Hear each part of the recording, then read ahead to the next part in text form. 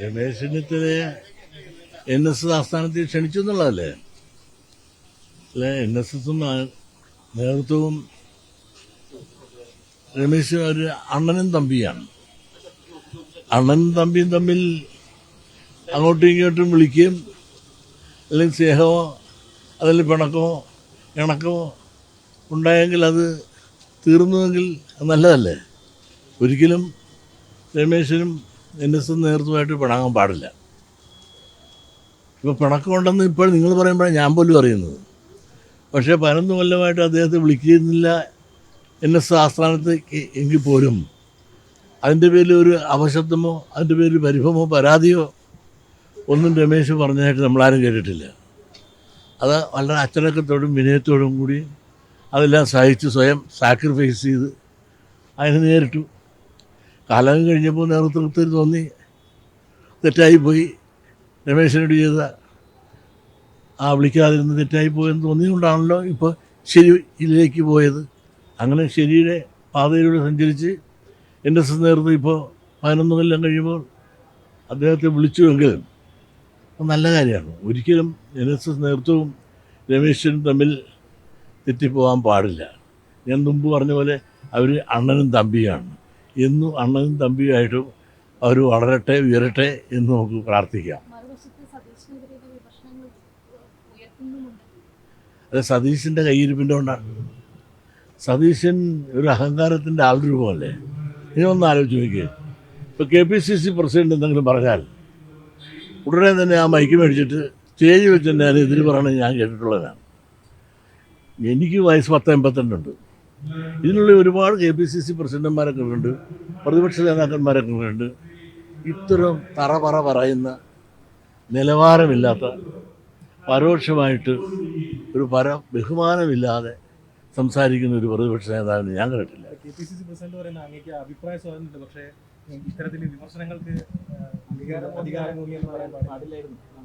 അത് ആരും KPCC president അദ്ദേഹത്തിൻ്റെ വിനയം കൊണ്ട് പറഞ്ഞാണ്. അദ്ദേഹം ഇതിനകത്ത് നിന്ന് എന്തുമാത്രം വേദന അനുഭവിക്കുന്നു എന്ന് എനിക്കറിയാം.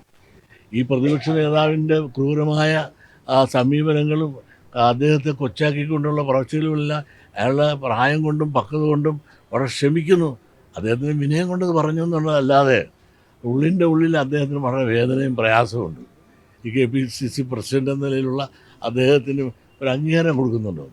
പ്രതിപക്ഷ നേതാവല്ലേ, ഞാനാണ് രാജാവും രാജ്യവും എല്ലാം എന്നുള്ള ഭാവത്തിലല്ലേ പ്രതിപക്ഷ നേതാവ് സംസാരിക്കുന്നത്.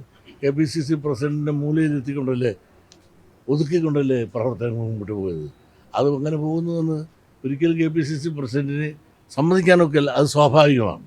പക്ഷെ നിങ്ങൾക്കും അറിയാം, എനിക്കും അറിയാം, എല്ലാവർക്കും അറിയാം ആ സത്യം.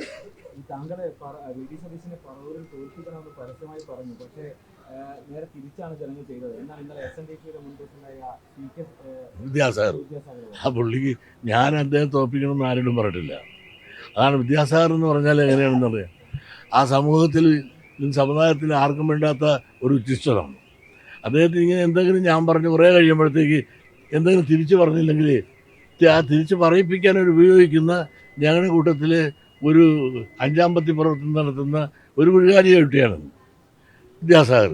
അദ്ദേഹം ഇങ്ങനെ SNDPക്ക് നശിപ്പിക്കാനും സമുദായത്തെ നശിപ്പിക്കാനും ഒക്കെ ശ്രമിക്കുന്നു. സ്വന്തം നന്നാകാൻ വേണ്ടിയിട്ട് ഒരുപാട് ഞങ്ങൾ നന്നാക്കാൻ ശ്രമിച്ചെങ്കിൽ പോലും നന്നാകല. എന്ത് ചെയ്യാനൊക്കെ വിമർശിക്കാൻ മാത്രമോ. എനിക്കെതിരായിട്ട് ഉപയോഗിക്കുന്ന ഒരു കോടാലിയായിട്ട് എല്ലാവരും ഉപയോഗിക്കുന്ന ഒരാളാണ് വിദ്യാസാഗർ. അദ്ദേഹം നോക്കണമെന്ന് പറഞ്ഞ് ഞാൻ ഒരു സ്ഥലത്ത് നിന്ന് പറഞ്ഞിട്ടില്ല. കഥ ഉണ്ടാക്കിയല്ലേ ഓരോന്നും. താങ്കൾ പ്രതിപക്ഷ നേതാവിനെതിരെ രൂക്ഷ വിമർശനം ഉന്നയിച്ചതിനാൽ പ്രതിപക്ഷ നേതാവിനോട് ചോദിച്ചപ്പോൾ താങ്കൾക്ക് സമുദായ നേതാക്കൾക്കൊക്കെ തന്നെ ഇത്തരത്തിൽ വിമർശിക്കാൻ അധികാരമുണ്ട്, തെറ്റുണ്ടെങ്കിൽ ഞാൻ തിരുത്തുമെന്നാണ് പറഞ്ഞത്. അത് നല്ല പഴയ നിലപാടിൽ സതീശൻ മാറി. അതാ നല്ല സ്വഭാവമാറ്റം വളരെ നന്നാകുന്ന ലക്ഷണം കാണുന്നുണ്ട്. കാരണം സ്വയം തെറ്റുകൾ അദ്ദേഹത്തിന് ഇപ്പോൾ മനസ്സിലാകാൻ തുടങ്ങി. അതാരും പറഞ്ഞ് മനസ്സിലാക്കാൻ എല്ലാവരും തോന്നുന്നു. പറഞ്ഞാൽ അവൻ്റെ പണി പോക്കാണെന്ന് കണക്കാക്കിക്കൊണ്ട് ആരും പറഞ്ഞില്ല. എന്നെ സംബന്ധിച്ചുള്ള എനിക്ക് ഒരു പണി ആരും തരാൻ വേണ്ട, എൻ്റെ പണി പോക്കുകയും വേണ്ട. എനിക്ക് പാർലമെന്റിൽ മോഹം ഉള്ളതുമല്ല. സദസ്സിന് വെളിയിൽ നിൽക്കുന്നവർ ദയവായി ഹാളിലേക്ക് അവിടെ നിർത്താം. ഞാൻ പറഞ്ഞു തീർക്കട്ടെ. അപ്പോൾ അദ്ദേഹത്തിന് നന്നാവുമെങ്കിൽ നന്നാകട്ടെ.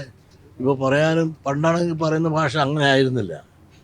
ഇപ്പോൾ എനിക്കറിയാലോ, ഞാൻ ഈ പ്രസ്താവന നടത്തിയ സമയത്ത് നിങ്ങൾ എന്നോട് ചോദിച്ചപ്പോൾ ഞാൻ പറഞ്ഞതേ ഉള്ളൂ.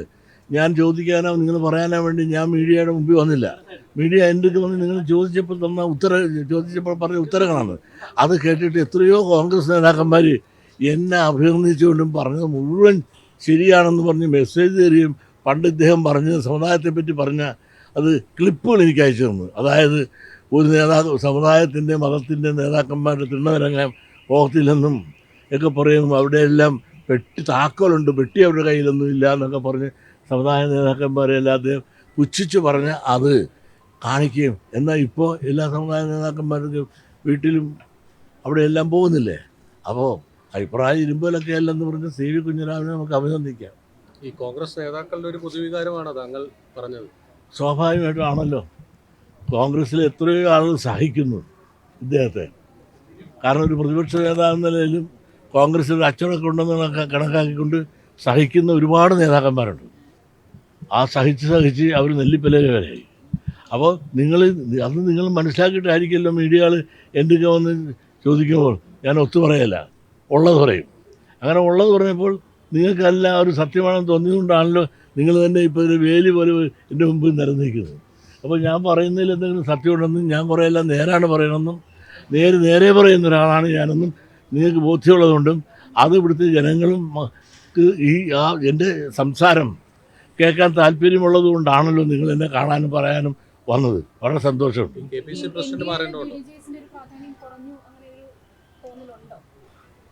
ഇന്ത്യയിൽ പ്രാധാന്യം കുറഞ്ഞില്ലെന്ന് വെച്ചാൽ ഇന്ത്യയിൽ ഈ പ്രാധാന്യം കുറഞ്ഞില്ലെന്ന് എനിക്കറിയാൻ പാടില്ല.